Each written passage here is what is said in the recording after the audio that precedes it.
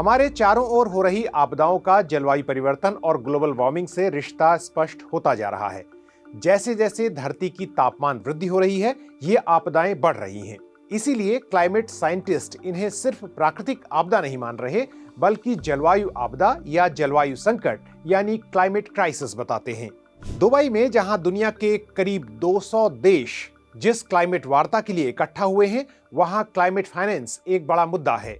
इसका मतलब है जिन देशों ने, और इनमें विकसित और अमीर देश ज्यादा हैं, पिछले 150 साल में अंधाधुंध कार्बन उत्सर्जन कर धरती को संकट की इस कगार पर ला खड़ा किया, वो अब उस संकट से हो रही तबाही के लिए विकासशील देशों को वित्त मुहैया कराएं। इसी को क्लाइमेट फाइनेंस कहा जाता है। लेकिन इस पर अधिक बात करने से पहले ये जान लें कि जलवायु संकट और हमारी अर्थव्यवस्था का रिश्ता क्या है, क्लाइमेट क्राइसिस का कितना बोझ खजाने पर पड़ता है और विकासशील देशों पर इसकी मार को कैसे समझा जाए। सबसे अच्छा उदाहरण हमारे देश भारत का ही है, जहां बड़ी आबादी है जो गरीबी रेखा के नीचे है। उसे वहां से निकालने के लिए ढेर सारे संसाधन चाहिए, लेकिन जलवायु आपदाओं की मार लगातार बढ़ रही है। यानी क्लाइमेट डिजास्टर्स की बढ़ती संख्या और उनसे होने वाली क्षति रास्ते में एक बड़ा रोड़ा है। Just to give you a sense of the situation here, this is what the road looks like. दूसरी तरफ उत्तर भारत according में to the भारी local बारिश की वजह से अब तक 22 लोगों की मौत हो चुकी है। हालात ये हैं कि कहीं पुल ढह गया है तो कहीं घर के घर which is धसक गए। extreme. According to the locals, they say that this is a place which usually gets waterlogged, but this time around the water levels are very high.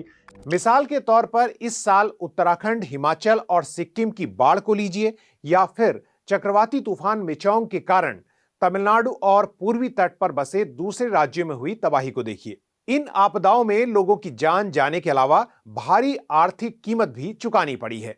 हालांकि इन आपदाओं से हुए इकोनॉमिक लॉस का बिल्कुल सटीक या पूर्ण आंकड़ा नहीं है, यानी कॉम्प्रिहेंसिव असेसमेंट उपलब्ध नहीं है, लेकिन राज्य और केंद्र सरकार के बयानों से कुछ अंदाजा जरूर होता है। उत्तराखंड और हिमाचल की बाढ़ से क्षति की कीमत 15,000 करोड़ आंकी गई है, जबकि पूर्वी तट पर चक्रवाती तूफान से कई राज्यों में तबाही की आर्थिक कीमत हजारों करोड़ में है। तमिलनाडु के मुख्यमंत्री ने आपदा के बाद केंद्र सरकार से जो अंतरिम सहायता मांगी है, वो राशि ही 5,000 करोड़ से अधिक है। अब जैसे जैसे क्लाइमेट चेंज का प्रभाव बढ़ेगा, ऐसी आपदाओं की तीव्रता, संख्या और इनसे होने वाली क्षति भी बढ़ेगी, और इस क्षति से बचने की कोशिश को कहा जाता है क्लाइमेट एडेप्टेशन यानी अनुकूलन।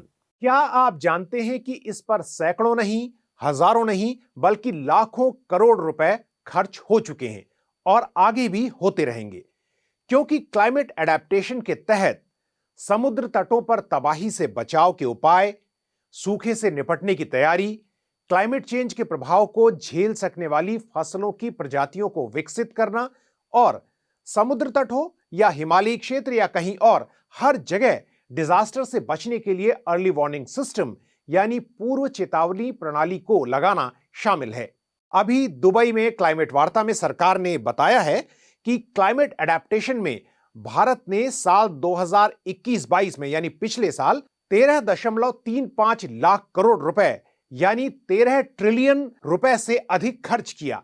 यह खर्च कितना बड़ा है, यह समझाने के लिए यह जानना जरूरी है कि 2021-22 में ही, यानी उसी साल में, हेल्थ सेक्टर यानी स्वास्थ्य क्षेत्र में केंद्र और सारी राज्य सरकारों का सम्मिलित बजट 5.16 लाख करोड़ रुपए यानी 5.25 ट्रिलियन रुपए के करीब था।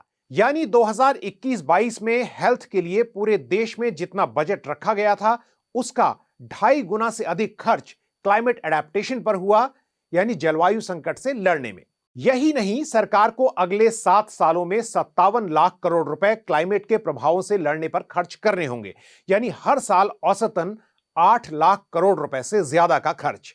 यह रकम शिक्षा पर केंद्र सरकार के वार्षिक बजट से 7 गुना अधिक है।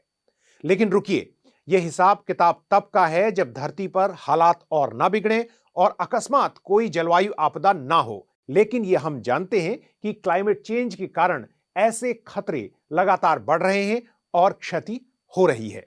ऐसे में केंद्र सरकार का अपना आकलन यह कहता है कि क्लाइमेट एडेप्टेशन का यह बजट 15.5 लाख करोड़ रुपए से बढ़ सकता है। यानी कुल खर्च 57 लाख करोड़ रुपए जिसकी बात अभी मानी जा रही है, उससे बढ़कर 72.5 लाख करोड़ रुपए तक हो सकता है। ऐसे में हम समझ सकते हैं कि ग्लोबल वार्मिंग या क्लाइमेट चेंज से लड़ाई कितना जरूरी है, क्योंकि अगर जलवायु परिवर्तन प्रभावों को कम किया जा सके तो इतनी सारी रकम हेल्थ, एजुकेशन या सामाजिक क्षेत्र, सोशल सेक्टर में काम आ सकती है। याद रखिए, हमने क्लाइमेट चेंज की इस लड़ाई पर खर्च के एक हिस्से का ही अंदाजा दिया है। साफ ऊर्जा संयंत्र जैसे सोलर पार्क या विंडमिल लगाने के खर्च इनमें शामिल नहीं है, जिन्हें हम मिटिगेशन एफर्ट कहते हैं। और अगर ये प्रयास नहीं किए गए तो जलवायु आपदाओं से क्षति यानी लॉस एंड डैमेज बढ़ता रहेगा। इसका सबसे बड़ा नुकसान भारत जैसे देशों को होगा, जिनके पास बड़ी आबादी है और संसाधनों की भारी कमी है, लेकिन आपदाओं का खतरा बहुत ज्यादा है। पत्रकारिता का नासूर बन चुके विज्ञापन के मॉडल को खारिज करके खबरों की इस दुनिया को बदलिए ताकि पत्रकारिता आपके लिए जवाबदेह बने। newslaundry.com/subscription पर क्लिक कीजिए और अपने मन मुताबिक पेमेंट का विकल्प चुनिए, क्योंकि हमारे सब्सक्राइबर्स का नारा है, मेरे खर्च पर आजाद हैं खबरें।